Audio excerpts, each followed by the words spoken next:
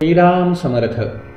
श्री गणेशाला, शारदेला, समर्थ सद्गुरूंना, सुतांना, सनकादिकांना, शुकाचार्यांना वंदन करून क्षणभर नामस्मरण करू.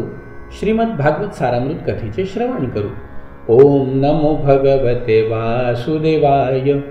ओम नमो भगवते वासुदेवाय. ओम नमो भगवते वासुदेवाय. ओम नमो भगवते वासुदेवाय. ओम नमो भगवते वासुदेवाय. गोपाल कृष्ण भगवान की जय.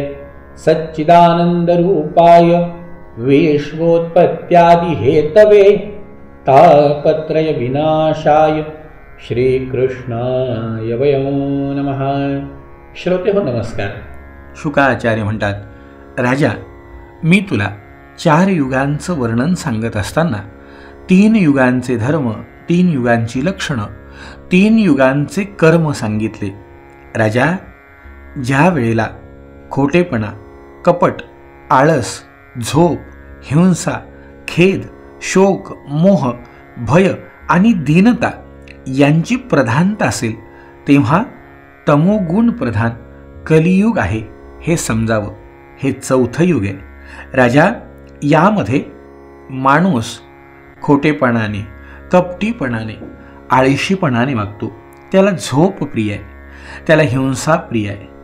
खेद, शोक, मोह, भय आणि दीनता हे त्याची लक्षणं आहेत. कलियुगामध्ये राजा, लोकांची दृष्टी संकुचित होते. अधिकांश लोक अभागी आणि खादाड असतात. दारिद्र्य असूनही मनामध्ये मोठमोठ्या कामना करतात.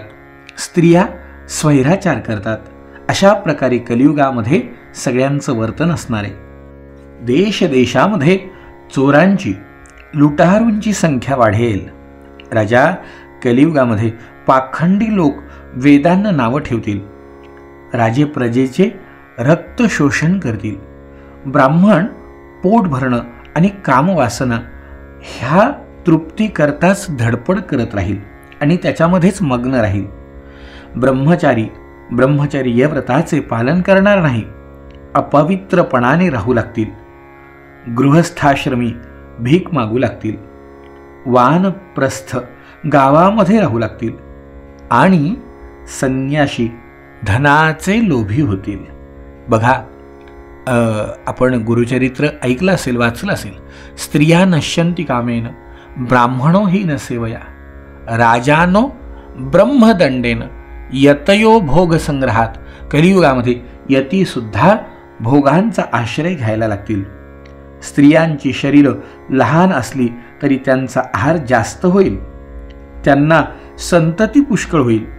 त्या निर्लज्ज, नेहमी कर्कश बोलणाऱ्या आणि चोरी आणि कपट करण्यामध्ये मोठ्या धाडसी होतील. स्त्रीचा स्वभाव कलियुगामध्ये साधारण या पद्धतीचा असेल. व्यापारी हलक्या वृत्तीचे आणि कपटाने व्यापार करणारे होतील. संकट काळ नसूनही सत्पुरुषांनी त्याज्य मानलेला व्यापार ते उचित समजून करू लागतील. याचा अर्थ असा मंडळी, की संकट आल्यानंतर माणसाचा व्यवहार कसा असावा.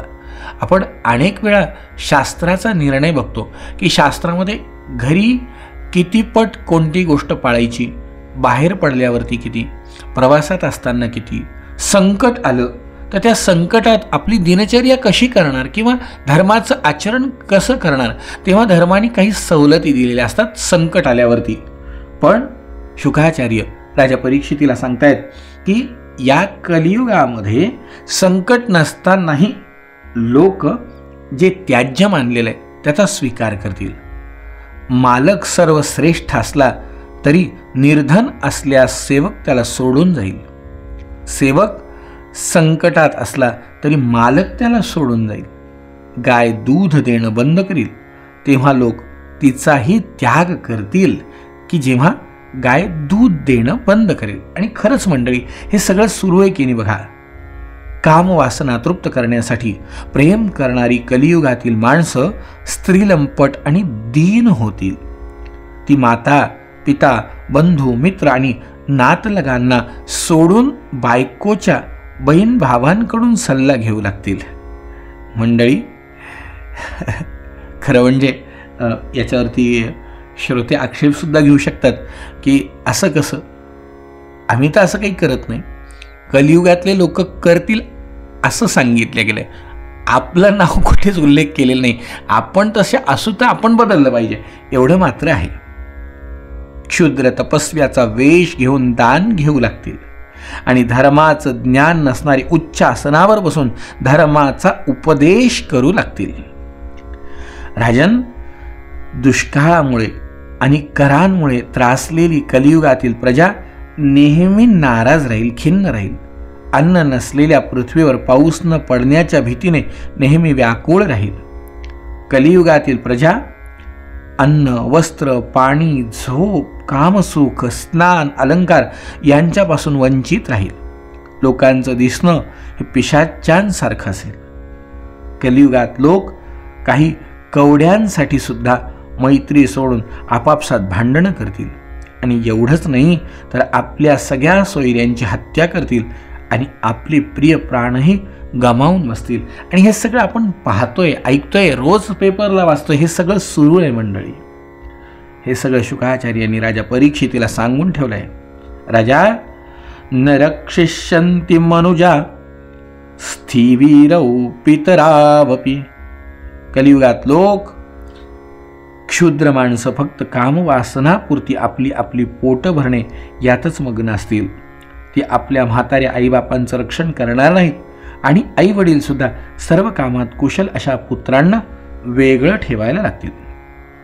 कलौन राजन जगतान परंगुरु त्रिलोकनाथानत पाद पंकजम प्रायेण मर्त्या भगवंतमच्युतम यक्षन्ति पाखंड विभिन्न चेतसः. कलियुगातील क्षुद्र माणसं फक्त कामवासनेपुरती आणि आपली पोट भरणे यातच मग्न होऊन राहतील. इंद्र, ब्रह्मदेव आदी त्रैलोक्याचे अधिपती सुद्धा ज्यांच्या चरणकमलांवर आपलं मस्तक लववतात, नमवतात, त्या जगताचे परमगुरु भगवंतांचीही कलियुगामध्ये पाखंड्यामुळे बुद्धिभेद झालेली माणसं बहुधा पूजा करणार नाहीत. एखाद्या वेळी माणसाने मरतेवेळी व्याकुळतेने किंवा पडताना, घसरताना अगतिक होऊन जरी भगवंताचे नाव घेतले तरी सुद्धा त्याची सर्व कर्मबंधनं तुटतील आणि त्याला उत्तम गती प्राप्त होईल. परंतु कलियुगातील लोक त्या भगवंताच्या आराधनेला विन्मुख होतील. कितीही मार्ग सोपा करून सांगितला तरी लोक आचरण करतील की नाही हे कलियुगामध्ये शक्य नाही, किंवा कलियुगाचं लक्षणच आहे की हे करताना कोणी दिसेल की नाही सांगता येत नाही. कलियुगामध्ये वस्तू, ठिकाण आणि अंतःकरण यांच्यामध्ये उत्पन्न झालेले दोष भगवंताचे स्मरण केले असता नाहीसे होतात. राजा, श्रुत संकीर्तितो ध्यात पूजितश्चादृतोऽपि वा. हृदयात असलेले भगवान श्रवण, संकीर्तन, ध्यान, पूजन किंवा आदरभाव बाळगला तरी मनुष्याच्या हजारो जन्मातील पाप नष्ट होतील. त्यांनी फक्त हृदयामध्ये काय करायचंय? भगवंताचं रूप साठवायचंय, संकीर्तन करायचंय, पूजन करायचंय. ते कसंही ते पूजन म्हणजे मानसपूजेनी भगवंतात, आणि मंडळी एक चित्त त्या भगवंताच्या चरणी झालंच पाहिजे, गुरूंच्या ठिकाणी झालंच पाहिजे. आपण बघा, ज्यांचं झालंय त्यांना ही अनुभूती आली आहे. आपण एकदा शिवदेन केसरी या संतांनी लिहिलेलं पद ऐका, त्याचा मतितार्थ बघा.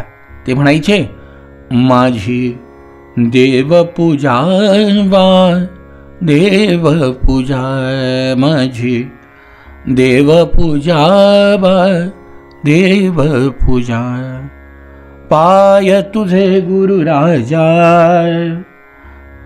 गुरुचरणाची माती तीच माझी भागीरथी, माझी देवपूजा देवपूजा. ते म्हणायचे, माझी देवपूजा पाय तुझे गुरुराजा, गुरुचरणाची माती तीच माझी भागीरथी, गुरुचरणाचा बिंदू तोच माझा कृपा सिंधू, गुरुचरणाचे ध्यान तेच माझे संध्या स्नान. शिवदीन केसरी पायी सद्गुरु वाचुने दैवत नाही.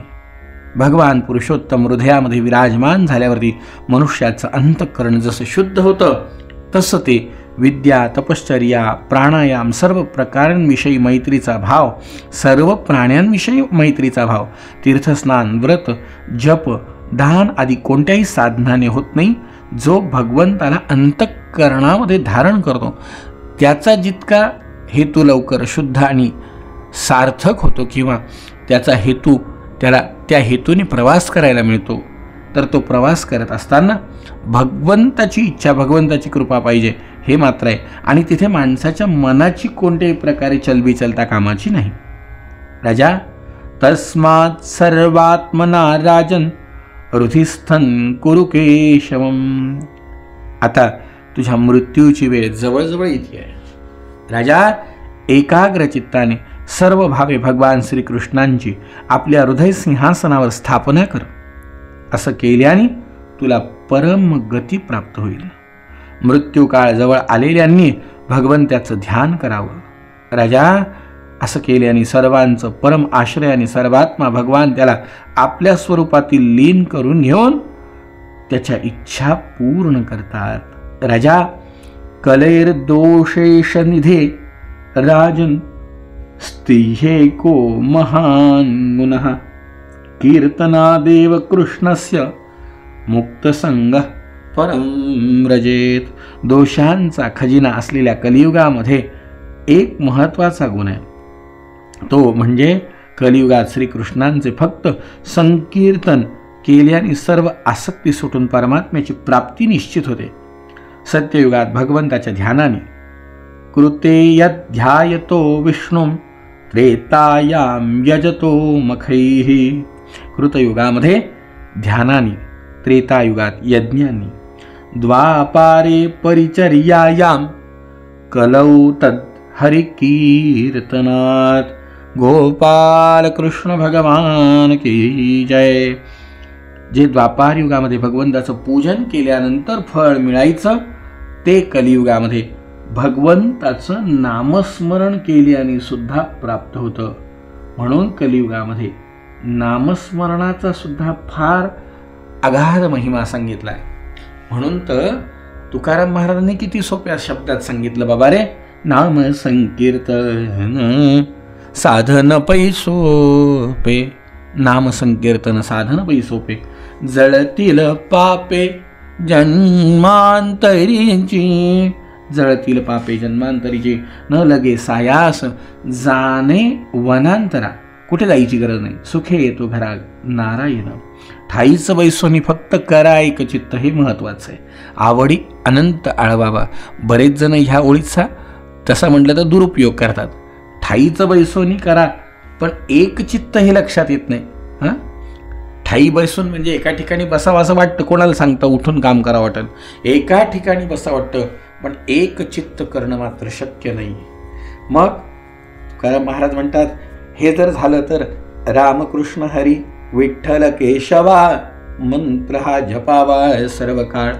याविन अनेक असता साधन वाहत सुयान विठोबाची. ते म्हणतात भगवंताच्या नामाखेरीज या कलियुगामध्ये बाकी दुसरे कोणती साधन असतील तेवढ्या ताकदीचे मला नाही वाटत.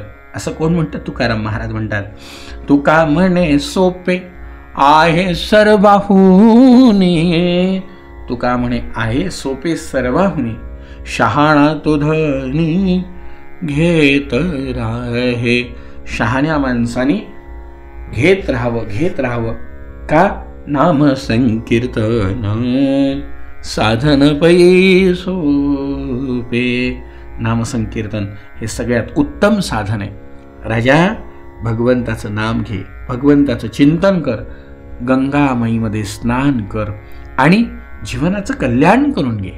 मंडळी, हे सगळं सांगत असताना शुकाचार्यांनी राजाला जो उपदेश केला, राजाने तो ऐकला आणि पुढे भगवंताने त्यांना आज्ञा केली होती त्याप्रमाणे प्रत्येकाने इहलोकाची यात्रा कशी संपवली, काय झालं आणि पुढे या पृथ्वीवर कोणकोणते राजे झाले ऐकूयात उद्याच्या भागामध्ये. जय जय रघुवीर समर्थ.